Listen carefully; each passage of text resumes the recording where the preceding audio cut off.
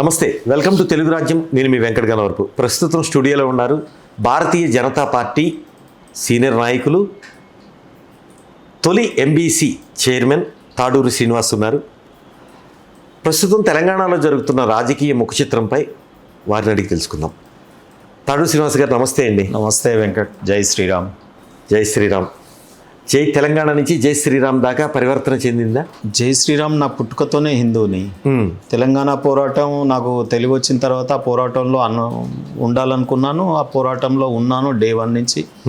అంతకుముందు మా ఫాదరు టీచర్గా భువనగిరిలో వారు 1969 ఉద్యమము వాళ్ళు పాల్గొన్నటువంటిది, రజాకార్ల వ్యతిరేక పోరాటంలో అవన్నీ వారు గాథలుగా చెప్తా ఉంటే విని ఆ అదును నేను లాయర్గా ఉండడం, ఉద్యమం రావడం, 2001లో ఇమీడియట్గా మీకు తెలుసు నా ప్రయాణం ఏ పార్టీలో జరిగింది, ఏ ఉద్యమంలో జరిగింది అనేది అన్నీ చూశారు మీరు.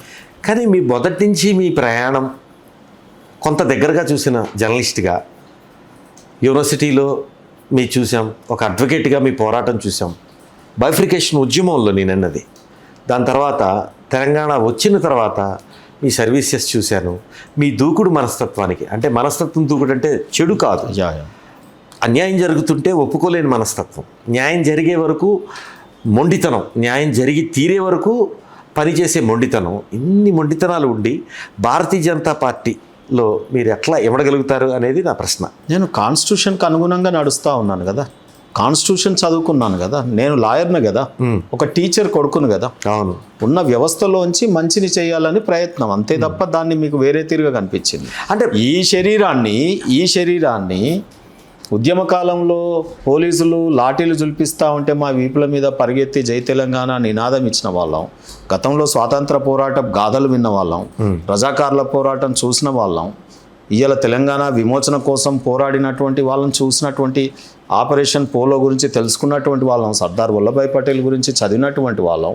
ఈ రకంగా బుక్ నాలెడ్జ్ ఉన్నటువంటిది ఈ శరీరం ఏసీ కింద ఒక ఇంట్లో ఒక రూమ్లో బంధించేయాలా, బయట తిరుగుతూ సమాజం కోసం, సమాజంలో జరుగుతున్నటువంటి అనేక వాటి మీద ఒక భావజాల వ్యాప్తి కావచ్చు, లేకపోతే ప్రత్యక్ష పోరాటం కావచ్చు, అనేక రూపాలలో లిబరల్గా ఆలోచించే వ్యక్తులకి భారతీయ జనతా పార్టీ దాంట్లో యాక్టివిటీ చేయడానికి కానీ స్కోప్ కానీ స్పేస్ కానీ ఉంటుందా? అంటే నేను నిజంగా కూడా తప్పు చేశాను. బాల్యంలో నేను చదువుకున్నది శ్రీవాణి విద్యాలయలో, కొంత ఆర్ఎస్ఎస్ ఓరియంటెడ్ కానీ, భగవద్గీత చదవడం కానీ, యోగా చేయడం కానీ, హెల్త్ ఇంప్రూవ్ అవుతుండే, అసలు నాకు ఎంతో ఉపయోగపడేటటువంటి లిటరేచర్ దొరుకుతుండే. హై స్కూల్ వరకే చదివి నేను మళ్ళీ కాలేజు చదువు, కుటుంబ పోషణ, తండ్రి టీచర్ అవ్వడం, మంచిగా చదువుకోవాలనే కోరికలు వారికి ఉండడం, సో చదువు మీద కొంత దృష్టిని సారించడంలో నేను ఎక్కడో ఆ పార్టీకి కావచ్చు, లేకపోతే ఆ భావజాలానికి కొంత చదువు రూపంలో ఇక్కడ రావడం జరిగింది. కానీ ఆ రోజు ఉన్నటువంటి పరిస్థితులు నాకు తెలంగాణ రాష్ట్రం ఏర్పాటు ముఖ్యమని నేను భావించాను.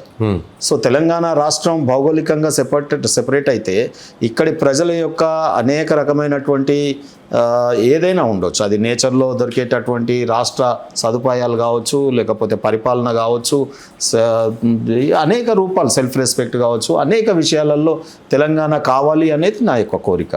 మిమ్మల్ని బాధ పెట్టా అనుకున్నా ఒక ప్రశ్న అయితే అడగాలని నాకు ఉంది. ఒక్కటిగా సొంత ఇంట్లో లాగా కాదు, సొంత ఇంట్లో లాగా మెదిగారు తెలంగాణ రాష్ట్ర సమితిలో. ఇప్పుడు బీఆర్ఎస్గా ఉంది ఆ పార్టీ. అనేక ఉద్యమాలు అక్కడి నుంచే చేశారు. అక్కడ మీకు న్యాయం జరగలేదు, అక్కడి నుంచి వదిలొచ్చినప్పుడు ఎట్లా అనిపించింది? సార్, ఎప్పుడైనా మానవ పరిణామ క్రమంలో మనం ఏదైతే నాలెడ్జ్ ఇంప్రూవ్ అవుతూ ఉంటుందో, ఇప్పుడు మీతో నేను 6 నెలలు సోపత్ చేస్తానండి, 6 నెలల వరకు నాకు మీరేంటో తెలియదు కదా. సోపత్ చేస్తే కానీ, సర్టెన్ పీరియడ్ ట్రావెల్ చేస్తే కానీ మీరెవరో నాకు తెలుస్తుంది. కానీ తను ఉద్యమ కాలంలో తెలంగాణ రాష్ట్రం కోసం పోరాడుతుంటే తెలంగాణ రాష్ట్రం కోసమే పోరాడుతున్నారేమో, పదవుల కోసం కాదు, నేను ముఖ్యమంత్రినే కాదు, దళితున్నే ముఖ్యమంత్రిని చేస్తాను, ఇప్పటి వరకు చట్టసభలలో అడుగుపెట్టినటువంటి కులాలను అనేక మందిని నేను అసెంబ్లీ ప్రజాస్వామ్య దేవాలయం లాంటి, ప్రజాస్వామ్యానికి దేవాలయం అసెంబ్లీ, దాంట్లో అన్ని కులాల వారికి, అన్ని మతాల వారికి ప్రాతినిధ్యం కల్పించే విధంగా నేను ఉంటాను, తెలంగాణలో అవినీతి చెయ్యను, నా కుటుంబ సభ్యులు ఎవరు కూడా రారు, వాళ్ళందరూ సెటిల్ అయిపోయినారు. అనేక వారి ప్రకటనలు విని వారితో ట్రావెల్ చేసినాం. తెలంగాణ వచ్చిన తర్వాత, సీఎం కుర్చీ కనిపించిన తర్వాత, ప్రభుత్వం ఏర్పడ్డ తర్వాత కాంట్రాక్టర్లను దగ్గర తీయడం, అక్రమార్కులను దగ్గరికి తీయడం, అవినీతికి తెరలేపడం, కుటుంబ బంధుప్రీతి రావడం, ఒక రాజకీయ నాయకుడికి సమాజంలో ఒక నాయకుడిగా ఉండాల్సినటువంటి మేము చదువుకోవడానికి, ఆదర్శప్రాయంగా తీసుకోవడానికి, నేటి విద్యార్థులు యువకులు ఆదర్శంగా ఒక తెలంగాణ రాష్ట్రాన్ని సాధించిన నాయకుల్లో మేము ఆశించినటువంటి సద్గుణాలు ఒక్కొక్కటి వదిలించుకుంటూ పాము కూసం వదిలేసినట్టు కేసీఆర్ తనలో ఉన్నటువంటి అనేక రకమైన ప్రజలకు చెప్పినటువంటి మంచి సద్గుణాలని వదిలేస్తూ పోతూ ఉంటే చూసి బాధేసి ఇంకా లాభం లేదు ఆ వేదికలో అని చెప్పి బయటికి రావడం జరిగింది. మరీ ముఖ్యంగా నేను కాళేశ్వరం ప్రాజెక్టు చూడడానికి వెళ్ళినప్పుడు, ఆ రోజు బీఆర్ఎస్ పార్టీ నాయకులను అందరినీ అక్కడికి వెళ్ళినప్పుడు ఒక్కొక్క పిల్లరు 6 ఫీట్లు 5 ఫీట్లు కుంగిపోయి ఆడ కనిపిస్తూ ఉంటే 1,00,000 కోట్ల రూపాయల ప్రజాధనం, పేద ప్రజలం సబ్బులు ఉప్పులు కొంటే వచ్చిన ప్రజాధనానికి కస్టోడియన్గా జాగ్రత్తగా ఒక్కొక్క రూపాయి మంది పైసలు మన దగ్గర ఉన్నప్పుడు జాగ్రత్త ఖర్చు పెట్టాల్సి వస్తుందండి. మీరు బాగా సంపాదించి సీనన్న నీ దగ్గర పెట్టుకో, నా దగ్గర ఉంటే ఖర్చు అవుతాయని నా దగ్గర దాచిపెట్టుకుంటే నేను ఎంత బాధ్యతగా ఉండాలండి, ట్రస్టీగా ఉండాలి కదా. మరి అటువంటి ట్రస్టీ ఒక ధర్మకర్తగా ఉండాల్సినటువంటి వాళ్ళు అవినీతికి అందలం ఎక్కిపోయి, ఆ రోజు మాకు తెలియదా వారి జీవన విధానం ఏ రకంగా ఉండే, వారి ఇండ్లు ఏ రకంగా ఉండే, వారి బూట్లు ఏ రకంగా ఉండే, వాళ్ళ కళ్ళద్దాలు ఏ రకంగా ఉండే, ఆయన ఏ టోపీ ధరించేవాడు, ముఖ్యమంత్రి అయినాక ఏం టోపీ పెట్టుకుంటా ఉన్నాడు, ఆ రోజు వ్యవసాయ భూమి ఎంత, నేడు వ్యవసాయ భూమి ఎంత, వారి పిల్లల బిల్డింగ్లు ఎంత, ఒక్క కుటుంబం ఒక్కింట్లో ఉన్నవాళ్ళు, కూతురికి భవంతులు, బంగారు తెలంగాణనేమో కానీ బంగారు భవంతులు, కొడుకుకి బంగారు భవంతులు, ఫామ్ హౌజులు, అల్లుడు బంగారు భవంతులు, ఫామ్ హౌజులు, బంధువర్గము, జుడిషరీలో కులపిచ్చి ఓబీసీ పోరాటాలు చేస్తున్నప్పుడు మాకు కులపిచ్చి ఉందని వారు కేటీఆర్ గారు అనుకుంటారు. కానీ ఇలా కులపిచ్చితో మొత్తం మగ్గిపోయి ఉన్నటువంటి వాళ్ళు ఆ కుటుంబం కదా. ఎగ్జిక్యూటివ్లో చెప్పాలా, ఇవాళ ఆ స్కామ్లలో ఏ స్కామ్లో చూసినా వాళ్ళే వెళ్తున్నారు కదా. ప్రభాకర్ రావు గారు, రాధాకిషన్ రావు గారు, భుజంగరావు గారు, ప్రదీప్ రావు గారు, అనేక మంది.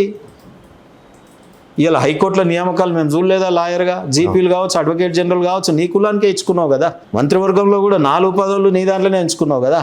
ఓడిపోతే వినోద్రావు గారికి మళ్ళీ ఎమ్మెల్సీ, వారికి వ్యక్తిగతంగా క్యాలిబర్ ఉందని కాదంటలేను, నీ కులపిచ్చి గురించి చెప్పాల్సి వచ్చినప్పుడు చెప్తా ఉన్నా. ఎర్రబెల్లి దయాకర్ రావు గారికి రాగానే మినిస్ట్రీ ఇచ్చినావు, గతంలో జూపల్లి గారికి మినిస్ట్రీ ఇచ్చినావు, కవిత గారు ఓడిపోయినా ఎమ్మెల్సీ ఇచ్చినావు, కొడుకుని మంత్రి చేసినావు, మేనల్లుని ఎమ్మెల్సీ ఇవ్వకుండానే మంత్రిని చేసి మళ్ళా 2004లో కొనసాగించినావు.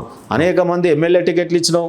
వేములవాడ లాంటి చెన్నమనేని రమేష్ గారికి ఆ కేసులో పోతే కూడా మళ్ళీ ఇంకొక పౌరసత్వం కేసులో పోతే కూడా ఇంకొక తన కులస్తున్నే లక్ష్మీనరసింహరావుని వచ్చి నిలబెట్టినావు. కానీ అక్కడ ఒక బీసీ బిడ్డని, ఒక మహిళని, మొదటి నుంచి ఉద్యమకారురాలని శంకరగిరి మాన్యాలు పట్టించినావు కదా. ఆమె ఉమ్మ మళ్ళీ పాపం మంచి బీజేపీ పార్టీని వదిలేసి మళ్ళీ పోయింది. సో ఈ రకంగా వెంకట్ గారు ఎన్నని వర్ణించను. కేసీఆర్ గారు ఆనాటి దశరథుడు పుత్రోత్సాహంతో తను ఇచ్చిన కైకేయికు మాట తప్పి రాముణ్ణి రాజును ఎట్లా చేయాలనే ప్రయత్నంలో కుంగి కుషించిపోయి పాపం అతను అదే రకంగా ఇదైనాడు.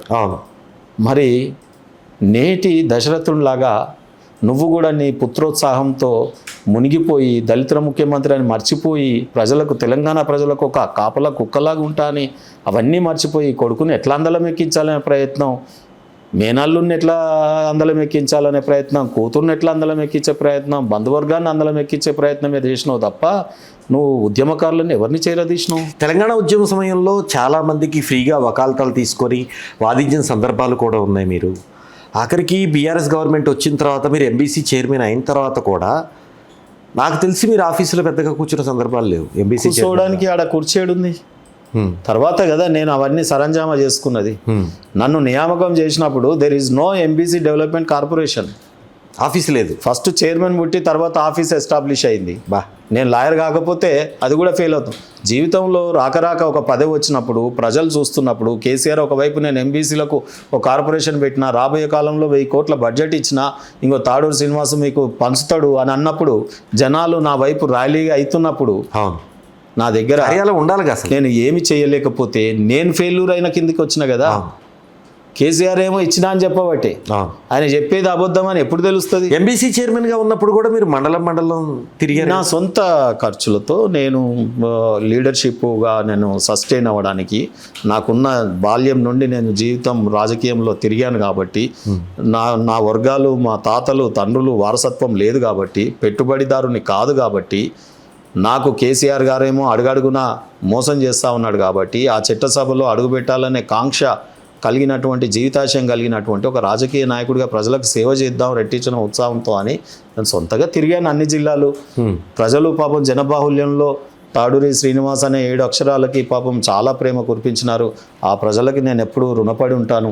అందుకే మాట సహాయంగా కనీసం మీ మీడియాలోనైనా మంచి 4 ముచ్చట్లు మాట్లాడదామనే తీరున తిరుగుతూ ఉన్నప్పుడు సో ఏమి చేయలేకపోయినాం. ఎంబీసీ చైర్మన్ చేయడానికి, నాకు బతుకు తెరువు కావడానికి లాయర్ పని ఉంది కదా. అవును, నేను ప్రజలకు సేవ చేయడానికి ఇది ఒక వాహకంగా, ఒక ప్రభుత్వంలో ఉంటే ఇంకా రెట్టించిన సహాయం చేయగలుగుతామని చెప్పి అవును.